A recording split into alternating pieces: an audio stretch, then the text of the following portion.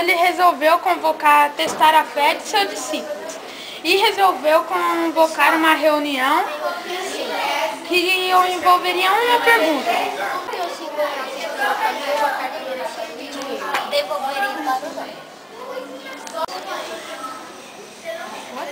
Essa resposta veio rápida demais e devo considerar se é verdadeira. Ficarias com dinheiro se ninguém tivesse me visto? Você ficaria com dinheiro se ninguém tivesse te visto? Sim. Agora você...